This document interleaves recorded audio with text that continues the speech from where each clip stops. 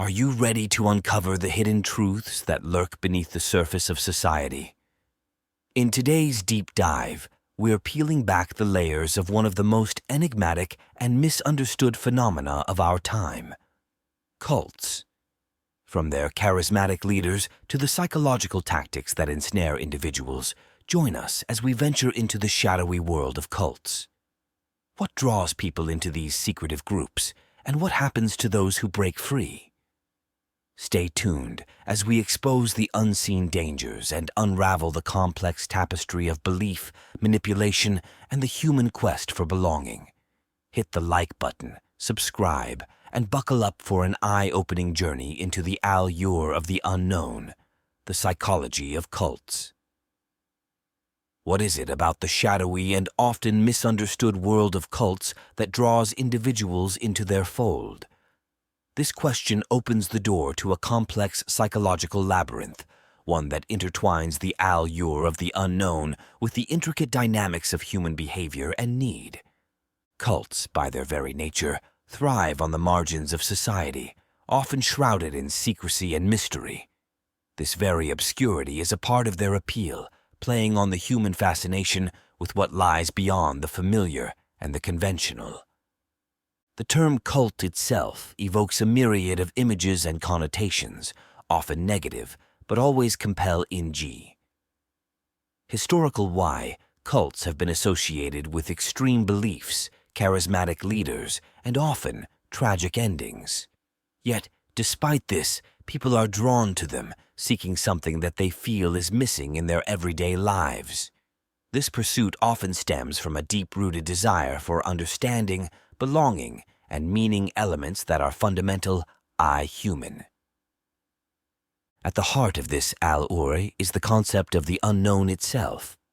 Humans are natural curious beings, driven by a desire to explore and understand the world around them. This curiosity is not limited to the physical world. It extends into the realms of spirituality, ideology, and personal identity. Cults often present themselves as gatekeepers to hidden knowledge or exclusive understanding, tapping into the innate human longing for deeper insight into the mysteries of life. This quest for understanding is frequently accompanied by a sense of disillusionment with traditional institutions and beliefs. In an age where skepticism towards mainstream religions, governments, and societal norms is increasingly prevalent, cults offer an alternative narrative. They promise a new way of seeing the world, often appealing to those who feel marginalized or dissatisfied with the status quo. This promise of a unique perspective, coupled with the opportunity to be part of something seemingly special and important, is a potent draw. Furthermore, the human need for belonging and acceptance plays a critical role in the allure of cults. Cults often create a strong sense of community, one that is tightly knit and seemingly supportive. For individuals who feel isolated or disconnected in their daily lives, the appeal of such a community is immense. This sense of belonging is intensified by the us versus them mentality that many cults foster, creating a strong in-group identity that can be incredibly affirming for its members. Cults also exploit the universal human yearning for purpose and direction. In a world that can often seem chaotic and devoid of meaning, cults provide a clear and definitive framework for understanding life. They offer a narrative that explains the complexities of the world and one's place within it, often providing a sense of clarity and direction that is deeply appealing to those who feel lost or uncertain about their future. The role of the charismatic leader in cults cannot be overstated. These leaders often possess an enigmatic and compelling personality, capable of captivating and influencing their followers. Their charisma lies not just in their personal magnetism, but in their ability to tap into the needs and desires of their followers, offering them validation and a sense of personal connection. This emotional bond between the leader and the followers adds another layer to the allure of cults, as the leader often becomes a symbol of the understanding and acceptance that members seek.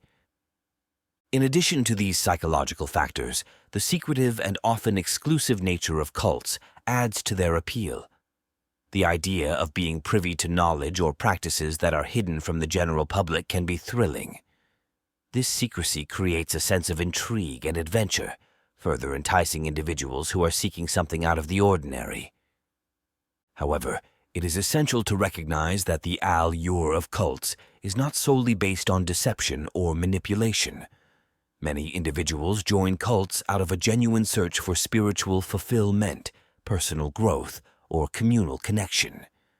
The initial experiences in a cult can be profoundly positive for some, providing a sense of empowerment and belonging that they may not have found elsewhere. In conclusion, the psychology behind the allure of cults is a tapestry woven from various human needs and desires. The unknown, with its promise of hidden knowledge and new perspectives, taps into our innate curiosity and longing for meaning. The sense of community and purpose that cults offer responds to our deep-seated needs for belonging and direction. And the charisma of cult leaders provides a focal point for these needs, creating a powerful emotional bond. Understanding this complex interplay of psychological factors is crucial in comprehending why cults continue to attract individuals, despite the potential risks and dangers associated with them. As we delve deeper into the world of cults, it becomes clear that the allure of the unknown is a reflection of our most fundamental human desires and fears. The definition of a cult: navigating the thin line. When delving into the psychology of cults, it is pivotal to establish a clear definition of what exactly constitutes a cult. This task, however, is far from straightforward. The term cult has been a subject of contention and debate among scholars, psychologists, and sociologists for decades. In its simplest form, a cult can be understood as a group that exhibits extreme devotion to a particular person, idea, or thing, often employing unorthodox and intensive methods of persuasion and control to maintain the loyalty and obedience of its members. The complexity in defining cults arises from their multifaceted nature. Cults can take on various forms, ranging from religious, spiritual, or self-help groups to more extreme political or social movements. The common thread among these diverse entities is their deviation from mainstream practices and beliefs, which often leads to their marginalization and stigmatization. One of the key aspects of cults is their strong hierarchical structure, typically centered around a charismatic leader. This leader is not just at the helm of the organization, but is often regarded with an almost divine reverence by the cult members. The leader's authority is usual I unquestioned, and their teachings or commands are seen as absolute truths. This hierarchical structure is crucial in understanding the psychological grip cults have on their members. Another defining characteristic of cults is their methods of indoctrination and control. Cults often employ psychological techniques such as manipulation, isolation, and indoctrination to maintain a tight grip on their members. These methods can be subtle, gradual, influencing the members' thought patterns and behaviors, or they can be overt and coercive, using fear and guilt as tools of control. Cults also tend to isolate their members from the outside world. This isolation can be physical, such as living in a secluded commune, or psychological, by instilling a distrust of non-members and outside influences. This isolation serves to strengthen the cult's hold over its members, as the group becomes their primary or only source of information, support, and interaction. The intensity of commitment required by cults is another hallmark. Members are often expected to dedicate an inordinate amount of time, resources, and energy to the group. This can include financial contributions, intensive participation in group activities, and adherence to strict codes of conduct. The level of commitment demanded can lead to a significant disruption of the individual's pre-cult life, including estrangement from family and friends. It is crucial to distinguish cults from mainstream religions or other organizations. While cults and religions may share some superficial similarities, such as a focus on spiritual or moral guidance, the key difference lies in their methods and the level of freedom afforded to their members. Mainstream religions typical ELO and even encourage questioning and exploration, while cults discourage dissent and promote an uncritical acceptance of their teachings. Moreover, cults often promise some form of extraordinary personal transformation or salvation, setting unrealistic expectations for their members. This promise can be particularly appealing to those seeking meaning or struggling with personal issues, making them vulnerable to the cult's influence. Understanding the definition of a cult is essential in exploring its psychological impact. The characteristics that define a cult, the authoritarian leadership, the manipulative practices, the isolation, the intense commitment, and the promise of transformation, all play a role in the psychological dynamics that ensnare and, in some cases, entrap its members. As we delve further into the psychology of cults, these defining elements will be critical in understanding the complex interplay of factors that lead individuals into, and sometimes out of, these enigmatic and often controversial groups. Now, with that segment finished, let's dive into a short story based on real-life events that will highlight our points above: the People's Temple and the Jonestown tragedy. Formation and early years. The People's Temple was founded by Jim Jones in Indianapolis in the mid-1950s. Initial why it gained positive attention for its progressive stance on racial integration and social justice.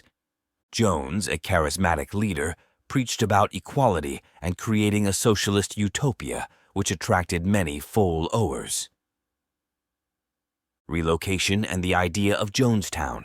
Facing scrutiny and accusations in the United States, Jones and his followers relocated to Guyana in South America in the late 1970s.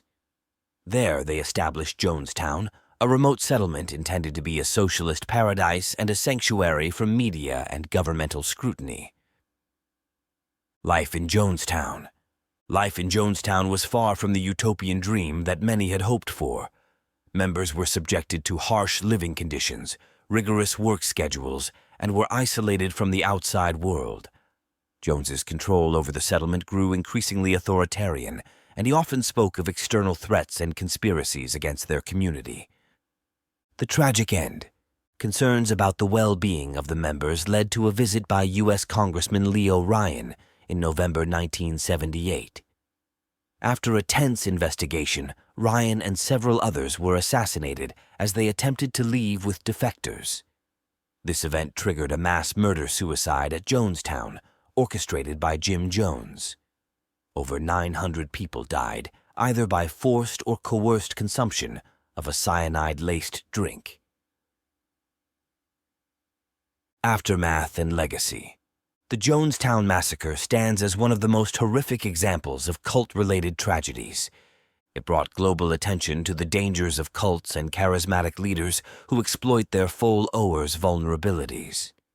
The incident has been extensively studied in the fields of psychology, sociology, and religious studies to understand the dynamics of cults and the susceptibility of individuals to such extreme forms of manipulation. This tragic event illustrates many of the psychological and sociological factors discussed in the earlier points, such as the charismatic leadership of Jim Jones, the manipulation and control over members, and the tragic consequences of extreme cult behavior. Now, with that story concluded, let's move on to the next segment, the historical context of cults. The history of cults is as diverse and complex as the human need for spiritual connection and understanding. By exploring the evolution of cults throughout history, we gain a clearer insight into how these groups have continual why emerged, transformed, and in some cases, dramatical I imploded. This historical context is vital for understanding the recurring patterns and societal factors that have shaped the phenomenon of cults. Ancient foundations. Cults have been a part of human society since ancient times. In the cradle of civilization, mystery cults like the Eleusinian Mysteries in Greece and the cult of Isis in Egypt flourished.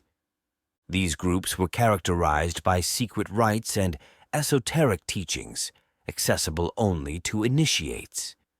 They offered a sense of exclusivity and deeper spiritual connection, much like modern cults. These ancient cults were often integrated into larger religious systems and were not seen as separate or deviant in their contemporary contexts. However, they still maintained distinct identities, with rituals and beliefs that set them apart from mainstream religious practices. Medieval sects and heresies. The medieval period saw the rise of various sects that were often branded as heretical by the dominant religious institutions of the time. Groups like the Cathars and the Knights Templar in Europe held beliefs and practices that deviated from the orthodox teachings of the Church, leading to their persecution. These groups, often shrouded in mystery and subject to speculation and myth, exhibited some characteristics of what we would today recognize as cults. They had charismatic leaders, secretive practices, and a strong sense of community that was at odds with the prevailing social and religious norms. The Reformation and sectarianism. The Protestant Reformation in the 16th century created a fertile ground for the emergence of new religious movements, many of which could be classified as cults. This era saw a proliferation of sects that challenged the religious status quo, each with its unique doctrines and charismatic leaders. Groups like the Anabaptists and the Quakers, for instance, started as fringe movements with radical beliefs and practices. Over time, some of these groups evolved into established religious denominations, while others remained on the fringes of religious society. The Enlightenment and the birth of modern cults. The Age of Enlightenment brought a shift in the religious landscape, with the rise of rationalism and skepticism towards traditional religious authorities. New spiritual movements emerged that blended mysticism, philosophy, and science.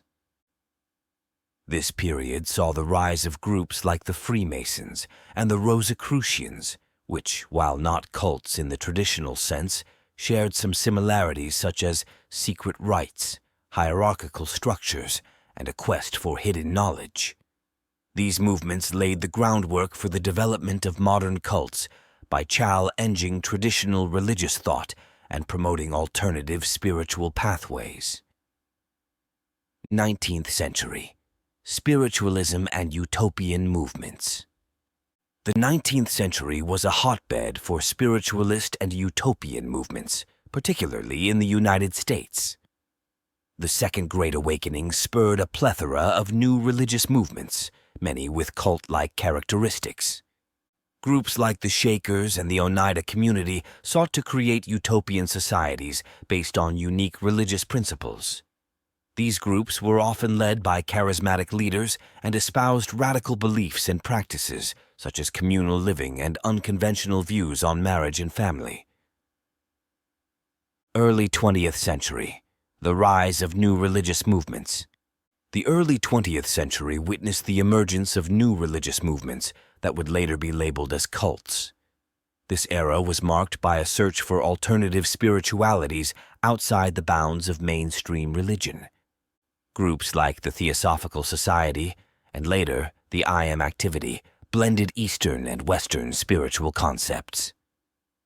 These movements were characterized by their eclectic beliefs, charismatic leaders, and promises of spiritual enlightenment. The 1960s and 1970s.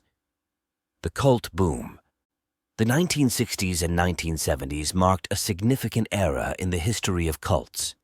In the midst of social upheaval and the counterculture movement, many young people turned away from traditional belief systems and sought spiritual fulfillment in alternative communities. This period saw the rise of numerous cults, some of which became infamous for their tragic endings. Groups like the Manson family, the People's Temple, and Heaven's Gate captured public attention and brought the dark side of cult dynamics into the public eye. The late 20th and early 21st centuries. The late 20th and early 21st centuries have seen a continuation and evolution of the cult phenomenon. With the advent of the internet and social media, cults have found new ways to recruit and influence followers. Contemporary cults often blend traditional religious elements with New Age beliefs, self-help ideologies, Now with that segment finished, let's dive into a short story based on real-life events that will highlight our points above. The Branch Davidians and the Waco Siege. Origins of the Branch Davidians. The Branch Davidians were a sect that emerged from the Davidian Seventh-day Adventists, a reform movement of the Seventh-day Adventist Church. The group was formed in the late 1950s, but gained significant attention under the leadership of David Koresh in the 1980s. Koresh, born Vernon Wayne Howell, became the group's leader in 1987 and changed his name, asserting that he had a prophetic ability. David Koresh's leadership. Koresh claimed to be the final prophet and had a charismatic hold over his followers.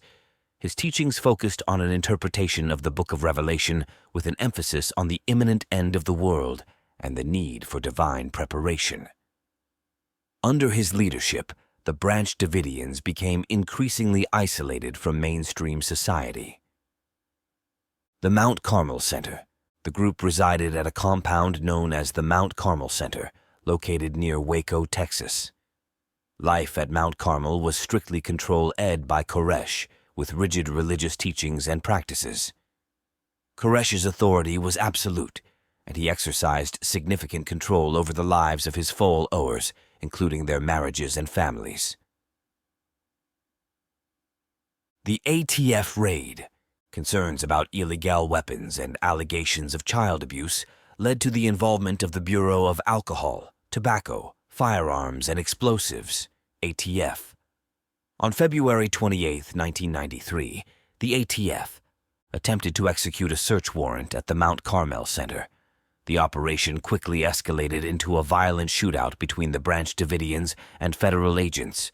4 ATF agents and 6 Branch Davidians were killed in the initial raid, the FBI siege. Following the failed ATF raid, the FBI initiated a siege of the compound, which lasted 51 days. During this period, the FBI attempted to negotiate with Koresh and his followers for a peaceful resolution. The standoff received extensive media coverage, capturing the attention of the entire nation. The fire and tragic end. The siege came to a tragic end on April 19, 1993. The FBI launched a final assault on the compound using tear gas. Shortly thereafter, a fire broke out within the compound. The circumstances of the fire's origin remain controversial, with some claiming it was started by the Branch Davidians themselves as an act of mass suicide, while others argue it was an accidental result of the assault. Regardless of its origin, the fire led to the deaths of 76 people inside the compound, including David Koresh and many children. Aftermath and impact. The Waco siege had a profound impact on public perception of government actions against religious groups and raised questions about the handling of the situation by law enforcement. The incident has been subject to extensive investigation and analysis, contributing to significant changes in law enforcement tactics and policies regarding standoffs and religious sects. Legacy of the Waco siege. The Waco siege remains one of the most notable and tragic events involving a cult in recent history. It highlights the complexities and challenges in dealing with religious groups that are perceived as extreme or dangerous. The event also underscores the potential for violent outcomes when ideological beliefs, government intervention, and charismatic leadership intersect. The Branch Davidian story and the events at Waco serve as a stark reminder of the potential dangers associated with cults, particularly those led by charismatic and authoritarian figures like David Koresh. It also illustrates the fine line that law enforcement and society must navigate in respecting religious freedoms while protecting the safety and rights of individuals within these groups. Now, with that story concluded, let's move on to the next segment. Exploring the psychology of cults inevitably leads to a deeper understanding of the psychological principles that underpin their dynamics. At the core of these principles are the tactics of persuasion and control, the charismatic allure of cult leaders, and the psychological mechanisms that render individuals vulnerable to cult influence. This exploration reveals not just the strategies employed by cults, but also sheds light on the broader aspects of human psychology that make such groups possible and at times dangerously effective. The psychological underpinnings of cults are complex and multifaceted, involving a range of strategies and techniques designed to influence, persuade, and control members. One of the most significant of these techniques is the use of charismatic leadership. Charismatic leaders are often at the heart of cults, wielding a profound and often mesmerizing influence over their followers. These leaders typically possess a magnetic personality, combined with a talent for rhetoric and emotional manipulation. They often present themselves as having a special mission or unique insight, which creates a sense of allure and mystery around them. This charisma is not merely a superficial trait. It is a powerful psychological tool that enables cult leaders to attract and retain followers. Cult leaders often exploit basic human needs and desires, such as the need for belonging, purpose, and certainty. Many people are drawn to cults during vulnerable times in their lives, such as after a personal loss or during a period of transition. Cults offer an immediate sense of community and purpose, providing a clear structure and set of beliefs that can be comforting to those who are feeling lost or disillusioned. This sense of belonging and purpose is reinforced through communal living, group rituals, and shared beliefs, all of which deepen the members. Commitment to the group and its leader. Another key psychological principle in cult dynamics is the process of indoctrination. Indoctrination in cults is typically gradual and subtle, often beginning with seemingly innocuous activities or teachings. Over time, the teachings become more extreme, and the demands placed on members increase. This gradual process can lead to a phenomenon known as brainwashing, where members slowly lose their ability to evaluate the group's beliefs and directives. The indoctrination process often involves a combination of psychological techniques, including repetition of doctrine, group chanting or singing, and public testimonials of devotion. Control within cults is maintained not just through charismatic leadership and indoctrination, but also through more overt methods of manipulation and coercion. This can include isolating members from their families and former lives, controlling access to information, and imposing strict rules and punishments. Fear is a common tool used in this regard, with leaders often warning of dire consequences for disobedience or disbelief. This environment of fear and control can create a psychological dependency on the group, making it extremely difficult for members to leave or even question the group's practices. The psychological impact of cult involvement on individual members can be profound and long-lasting. Many former cult members report difficulties readjusting to life outside the cult, including problems with trust, self-esteem, and independent decision-making. The intense communal experience of a cult, combined with the indoctrination and control mechanisms, can leave psychological scars that take years to heal. Understanding the psychology of cults is crucial for several reasons. It helps in identifying and protecting vulnerable individuals who may be at risk of cult involvement. It also aids in the development of effective strategies for helping those who have left cults to recover and reintegrate into society. Moreover, the study of cult psychology provides valuable insights into the broader workings of influence and control, which can have applications in various fields, from marketing to politics. In conclusion, the psychological principles at play in cult dynamics are a testament to the complex nature of human psychology. They reveal how charismatic leadership, the need for belonging and purpose, and the use of indoctrination and control can combine to create environments that are at once compelling and potentially destructive. By understanding these principles, we gain not only insights into the phenomenon of cults, but also a deeper understanding of the human condition and the vulnerabilities that we all share. Now, with that segment finished, let's dive into a short story based on real-life events that will highlight our points above. Heaven's Gate, the Cult of Applewhite and Nettles.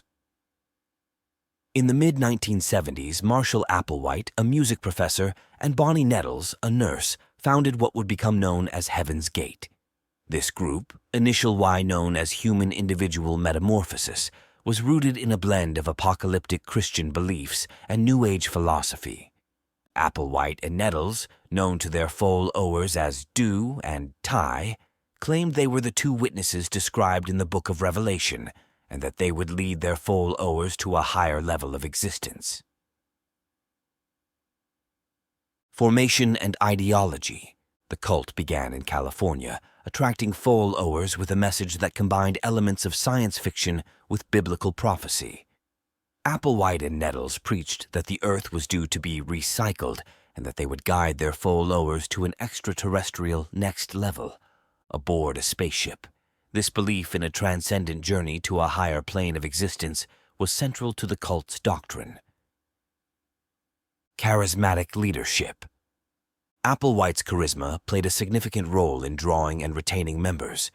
He was described as compelling and persuasive, with an ability to tap into the existential anxieties and spiritual yearnings of his followers. Alongside Nettles, they created an aura of mystery and higher knowledge around themselves, presenting their teachings as a unique path to salvation. Recruitment and indoctrination. The cult recruited members through meetings and public talks, often targeting those who were seeking spiritual meaning or were disillusioned with traditional religion. New recruits underwent a rigorous indoctrination process. This included severing ties with family and friends, relinquishing personal possessions, and adopting new names. The group's lifestyle was communal, with all members living together, which further reinforced their isolation from society. Psychological control. Applewhite and Nettles employed various psychological tactics to maintain control over their followers. This included instilling a belief that leaving the group would mean missing the opportunity for transcendence and risking damnation. Members were subject to strict rules and routines, which served to reinforce group cohesion and dependence on the leaders. Nettles' death and its aftermath. The dynamic of the group changed significantly after Nettles' death in 1985. Applewhite's teachings became increasingly apocalyptic, and he emphasized the idea that their bodies were mere vessels that needed to be abandoned to reach the next level. This shift marked a deepening of the group's alienation from the outside world and a heightened focus on the imminent end of the world. The Hale-Bopp Comet and the Mass Suicide. In March 1997, the appearance of the Hale-Bopp Comet was interpreted by Applewhite as the sign they had been waiting for. He convinced his followers that a spaceship was trailing the comet and that it was time for them to leave their physical bodies to join the spacecraft. On March 26, 1997, 39 members of Heaven's Gate, including Applewhite, were found dead in their San Diego mansion. They had participated in a mass suicide, believing they were transcending to a higher existence. Legacy and impact. The Heaven's Gate mass suicide was one of the most shocking and tragic events in the history of modern cults. It brought to light the extreme dangers of charismatic leadership and the power of psychological manipulation. The event prompted a re-examination of the influence of cults and the vulnerability of individuals to such extreme beliefs. The story of Heaven's Gate is a stark reminder of the complex interplay of psychological principles in cult dynamics. The charisma of leaders like Applewhite, the manipulation of followers' needs and desires, and the use of isolation and indoctrination techniques can create a potent and sometimes lethal combination.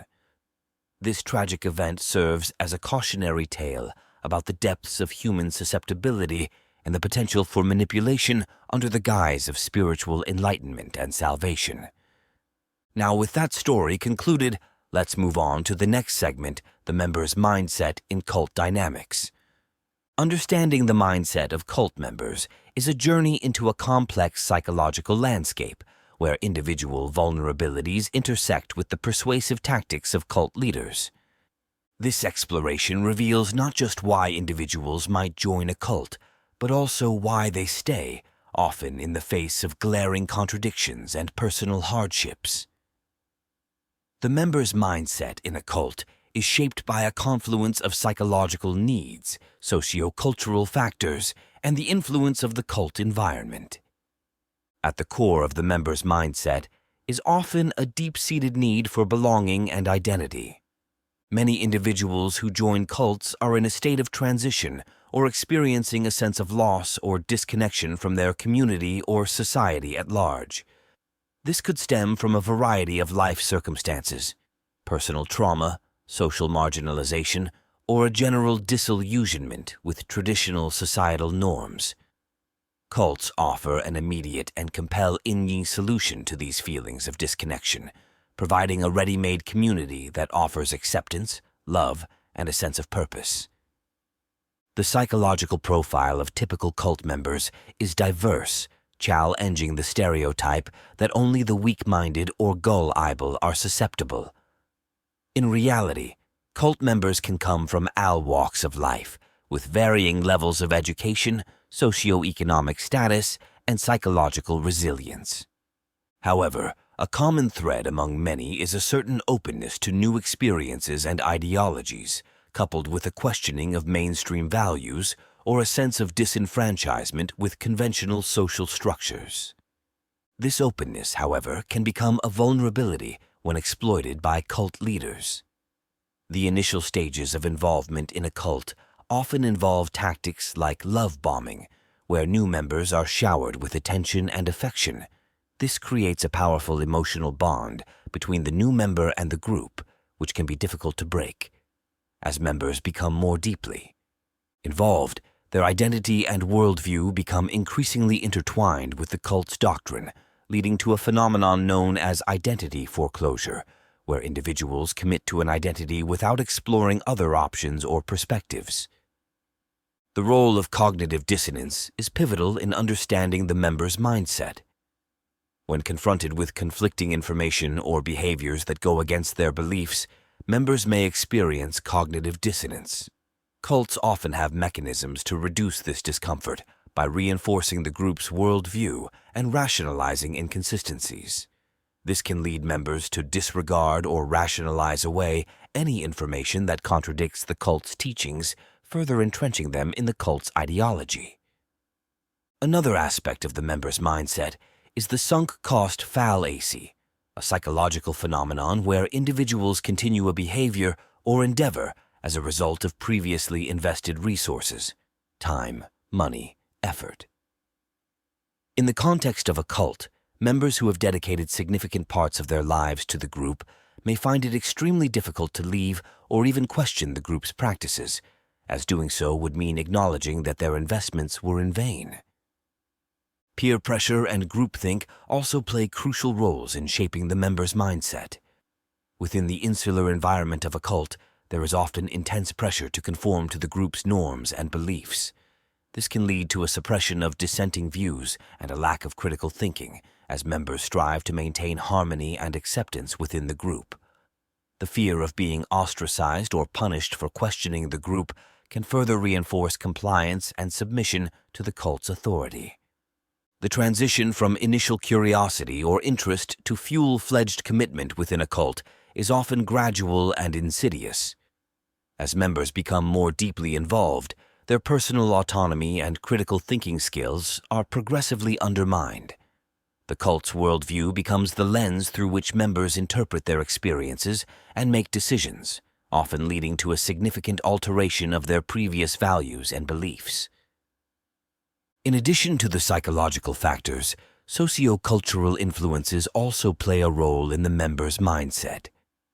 The cultural background, societal norms, and prevailing attitudes of the time can influence both the appeal of cults and the type of people they attract.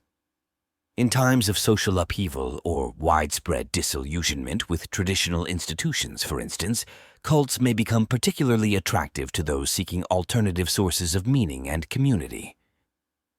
In conclusion, the mindset of cult members is the product of a complex interplay of psychological needs, socio-cultural factors, and the influence of the cult environment.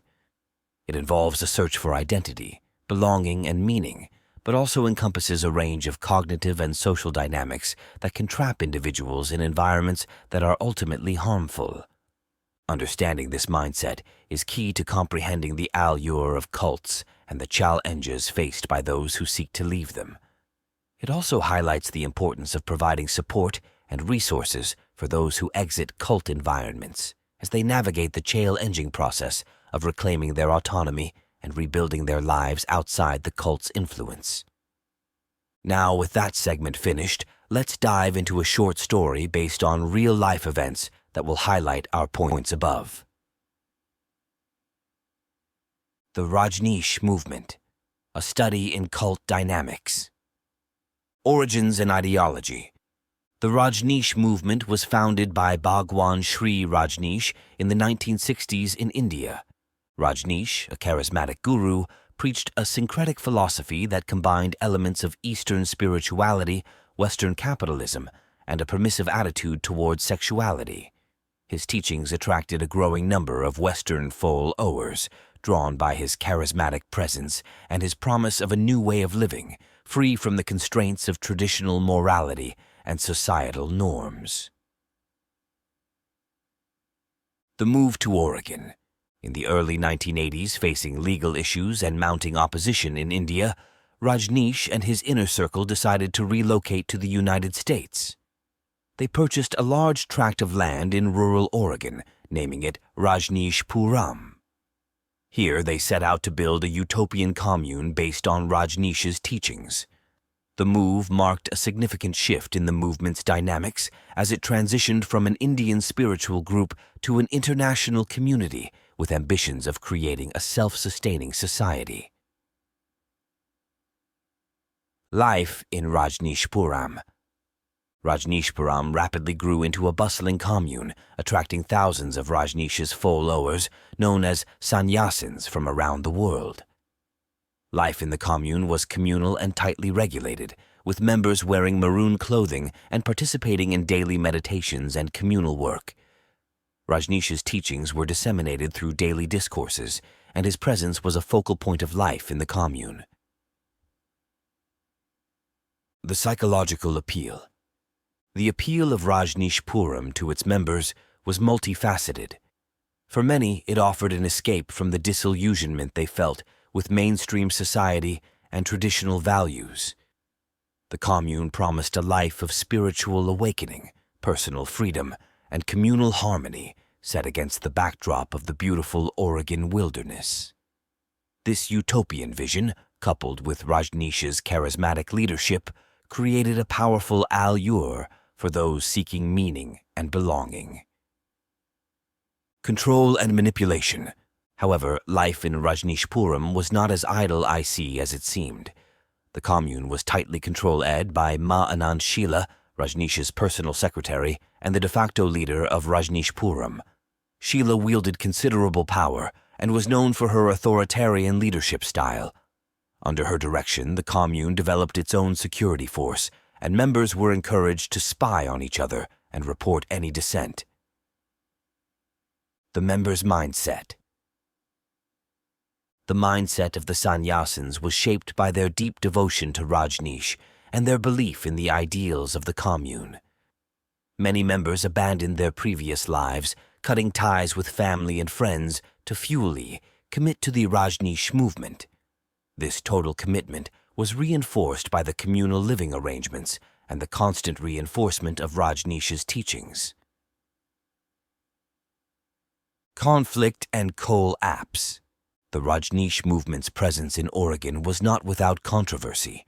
Conflicts with local residents and authorities escalated, leading to legal battles and a growing sense of siege within the commune. In 1984, members of the commune were involved in a bioterror attack where they contaminated salad bars in local restaurants with Salmonella A in an attempt to influence a local election. This event marked a turning point for the commune and led to increased scrutiny from law enforcement. The end of Rajnishpuram. In 1985, Sheila and several other commune leaders fled to Europe amid growing legal pressures. Rajneesh himself was arrested shortly thereafter while attempting to leave the U.S. He was charged with immigration violations and deported back to India. Owing these events, Rajnishpuram rapidly disintegrated, and by the end of 1985, the commune was effectively disbanded. Aftermath and reflection. The story of the Rajneesh movement and Rajnishpuram is a complex tale of spiritual seeking, communal living, and the dangers of authoritarian control. For the former members, the end of Rajnishpuram was often a time of confusion and disillusionment. Many struggled to reconcile their experiences in the commune with the realities of the outside world. The Rajneesh movement's rise and fall offer a unique lens through which to examine the mindset of cult members. It illustrates how charismatic leaders can wield immense psychological influence over their followers and how the promise of a utopian community can lead individuals to overlook or rationalize away ethical and moral transgressions. The members of Rajnishpuram, driven by a deep belief in Rajneesh's vision and teachings, found themselves entangled in a web of manipulation and control that gradually eroded their autonomy and critical thinking. The psychological dynamics at play within Rajnishpuram were complex. Members were often in a state of cognitive dissonance, struggling to align their personal values with the increasingly extreme actions of the commune's leadership. This dissonance was often resolved through a deepening commitment to the commune's ideology, a phenomenon common in high-control groups. The leadership, particularly Ma Anand Sheila, Skill E, exploited this commitment, using it to justify increasingly authoritarian measures. The bioterror attack in 1984, an event unprecedented in U.S. history, was a shocking manifestation of the extent to which the members' mindset could be directed towards harmful actions. The attack, planned and executed by a small group within the commune, was rationalized as a necessary step in protecting the commune and its interests. For many members not involved, the news of the attack created a crisis of faith, forcing them to confront the stark difference between the commune's professed values and its actual practices. In the aftermath of the commune's dissolution, many former members faced significant challenges. They had to rebuild their lives, often dealing with feelings of betrayal and loss. The process of reintegration into mainstream society was difficult, as they had to navigate a world they had left behind. For some, the experience in Rajnishpuram led to a profound reevaluation of their beliefs and life choices. For others, the teachings of Rajneesh continued to be a guiding force, albeit in a different context. The legacy of the Rajneesh movement and the events at Rajnishpuram continue to be a subject of interest and study. It serves as a cautionary tale about the potential dangers of charismatic leadership and the vulnerability of individuals seeking spiritual and communal belonging.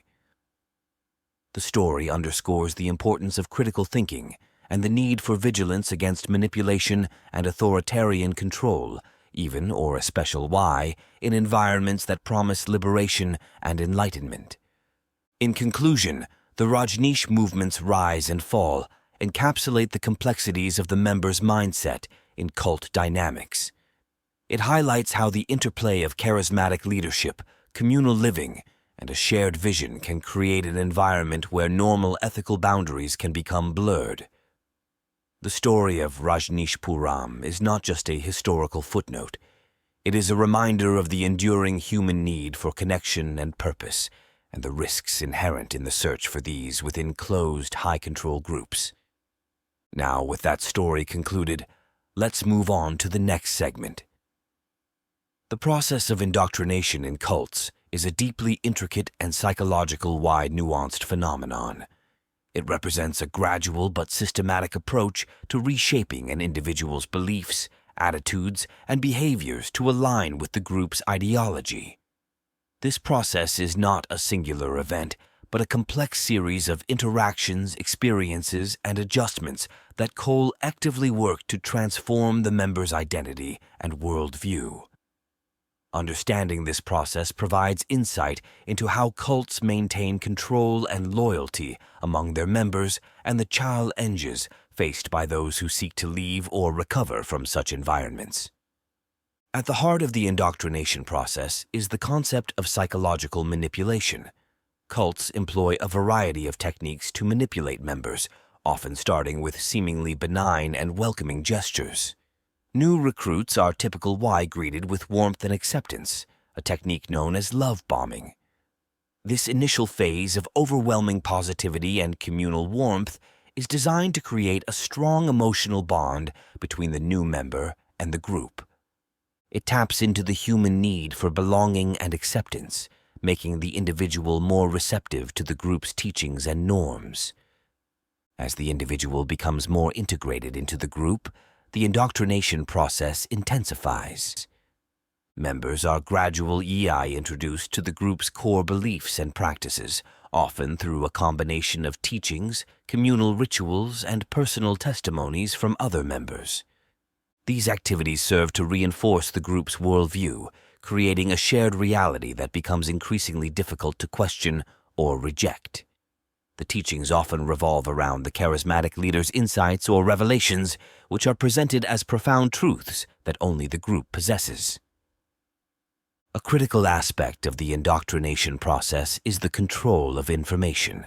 Cults often isolate their members from outside sources of information, including news, books, and even contact with family and friends. This isolation serves to create an echo chamber where the group's teachings go unchallenged. Members are encouraged or even required to spend their time and energy on group activities, further limiting their exposure to alternative viewpoints. This control of information is crucial in maintaining the cult's grip on its members, as it prevents them from accessing contradictory perspectives that might undermine the group's ideology. The cult environment is often characterized by a high demand for conformity. Peer pressure plays a significant role in reinforcing the indoctrination process. Members are expected to adhere to the group's norms and behaviors, and deviation is often met with disapproval or punishment. This pressure to conform is intensified by the communal living arrangements common in many cults, where members are constantly in the presence of other adherents. The desire to fit in and be accepted by the group can lead members to suppress any doubts or reservations they may have about the group's teachings or practices. As members become more deeply entrenched in the cult's worldview, they undergo a process of identity alteration. Their previous beliefs and values are gradually replaced with those of the group. This transformation often involves a redefinition of the individual's sense of self, where their identity becomes inextricably linked with the group's identity. The cult's beliefs and goals become the members' beliefs and goals, and their personal worth and self-esteem become dependent on their adherence to the group's norms. Another key element in the indoctrination process is the use of fear and guilt. Cults often instill a fear of the outside world, portraying it as corrupt, dangerous, or doomed. Members are taught that salvation or safety can only be found within the group. This fear is coupled with a sense of guilt or unworthiness, where members are led to believe that they are inherently flawed and that only through the group can they achieve redemption or improvement. This combination of fear and guilt creates a powerful emotional trap that can keep members bound to the group, even in the face of adverse conditions or personal suffering. The indoctrination process is not static, but evolves over time. It is tailored to the individual's progress and responses, with leaders and senior members constantly monitoring and adjusting their tactics to ensure maximum effectiveness. The end result of this process is a member who is deeply committed to the cult, often to the point of being willing to sacrifice their well-being, relationships, and resources for the group. In conclusion, the indoctrination process in cults is a complex and multifaceted psychological journey. It involves the manipulation of emotions, the control of information, the enforcement of conformity, and the alteration of identity. This process is designed to create a deep and enduring loyalty to the cult, making it challenging for members to break free or even recognize the need to do so. Understanding the nuances of this process is essential for those seeking to assist individuals affected by cult involvement and for the broader study of influence and control in group dynamics. Now, with that concluded, let's move on to the next segment, the impact on individual psychology of long-term cult involvement. Delving into the psychological impact of long-term cult involvement reveals a complex and often harrowing journey for individuals. This experience, marked by intense indoctrination and manipulation, leaves a lasting imprint on a person's mental and emotional well-being. Understanding this impact is crucial in comprehending the depth and severity of the challenges faced by former cult members and in providing them with the necessary support for recovery and reintegration into society. Initial why, the allure of a cult often lies in its promise of a sense of belonging, purpose, and understanding. For many individuals, this promise is compelling enough to lead them into the fold of the group. However, once deeply involved, the reality of life in a cult often diverges sharply from these initial expectations. The daily experience within a cult can be characterized by high levels of control, both overt and subtle, exerted over every aspect of a member's life. One of the most profound impacts of long-term cult involvement is the erosion of personal autonomy. Cults typically employ various methods to control the thoughts, emotions, and behaviors of their members. This control can manifest in rules dictating dress, diet, relationships, and even thought processes. The constant reinforcement of the group's doctrine, combined with the discouragement or punishment of critical or independent thinking, leads to a state where members' decision-making processes are significantly impaired. Over time, members may become increasingly dependent on the cult for guidance and validation, losing the ability to make choices independently. The psychological manipulation prevalent in cults often results in cognitive dissonance, where members hold two conflicting beliefs simultaneously. For instance, they may experience personal discomfort or ethical dilemmas with certain practices or teachings of the cult, yet simultaneously believe in the inherent goodness or righteousness of the group. This dissonance can lead to significant mental and emotional distress, as individuals struggle to reconcile these conflicting views. The resolution of this dissonance often involves a deeper entrenchment in the cult's beliefs, as it provides a way to alleviate the discomfort. The impact on identity is another significant aspect of the psychological effects of long-term cult involvement. Cults often require members to adopt a new identity that aligns with the group's ideology. This process involves not only a change in outward behaviors and appearance, but also a fundamental shift in how individuals view themselves and their place in the world. Over time, members' original identities can become overshadowed by the cult identity, leading to a loss of individuality and personal history. Long-term cult involvement can also lead to emotional and psychological trauma. This trauma can stem from various sources, including abusive behaviors by cult leaders, the stress of living in a highly controlled environment, and traumatic events experienced within the cult. The aftermath of leaving a cult can bring this trauma to the forefront, as individuals are suddenly removed from the group's supportive structure and must confront their experiences more directly. Former cult members often face a range of mental health challenges, including anxiety, depression, post-traumatic stress disorder, PTSD, and difficulties with trust and relationships. The experience of having lived in a highly controlled and manipulated environment can leave individuals feeling vulnerable and uncertain in the outside world. They may struggle with feelings of betrayal, guilt, and shame, particularly if they have participated in actions or behaviors that conflict with their personal values. The process of recovery and readjustment for former cult members can be lengthy and challenging.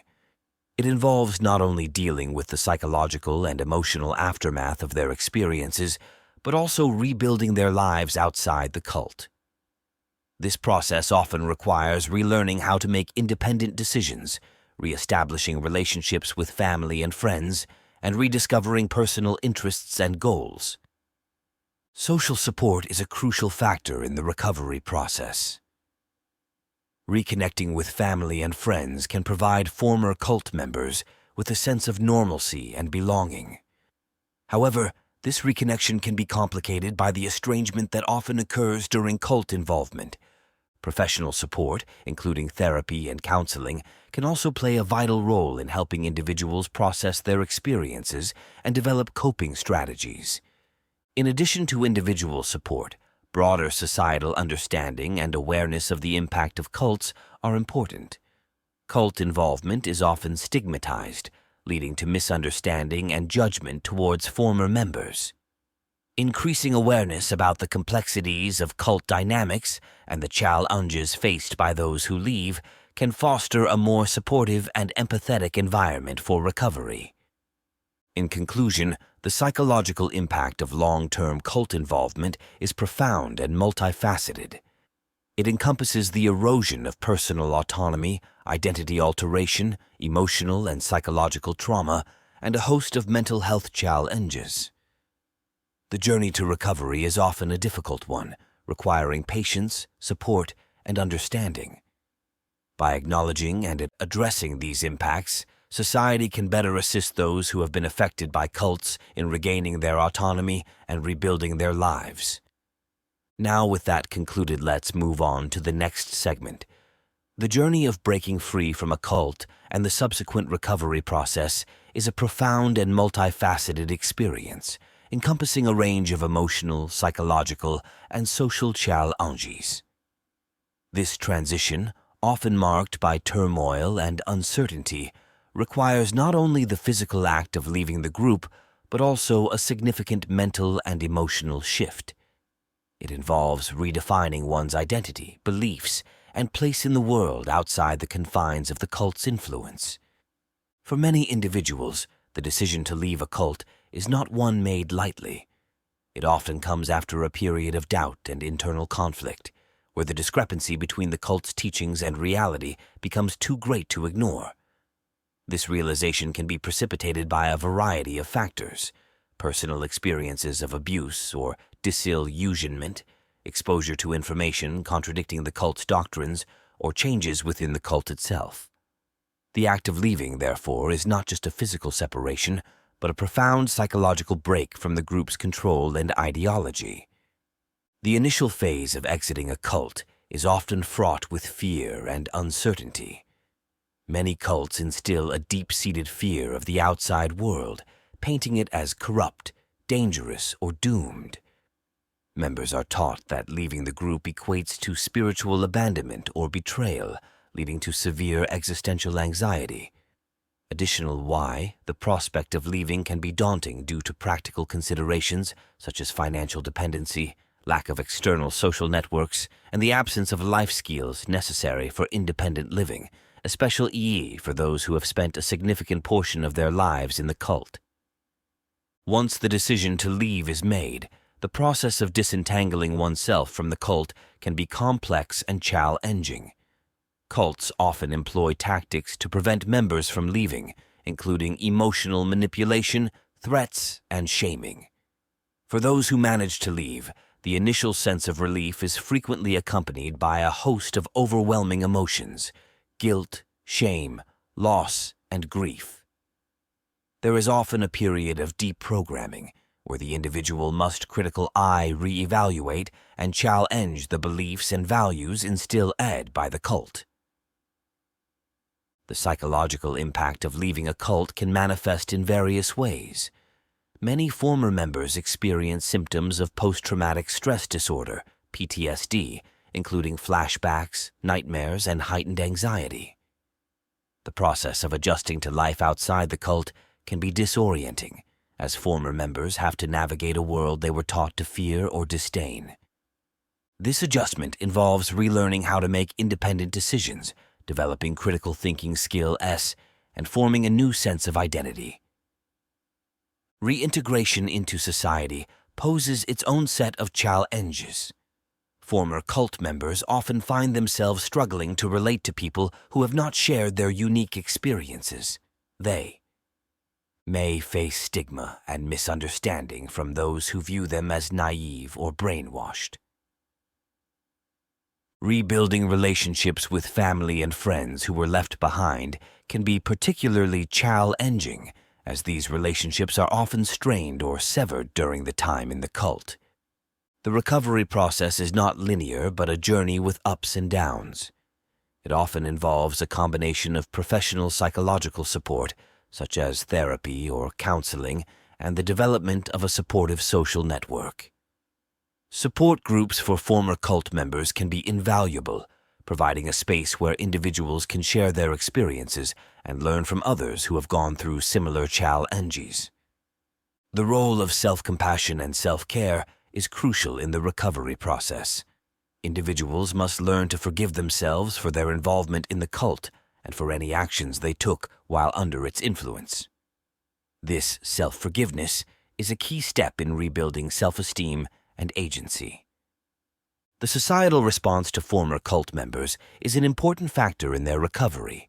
Public awareness and understanding of the complexities of cult dynamics can aid in reducing the stigma and judgment these individuals often face.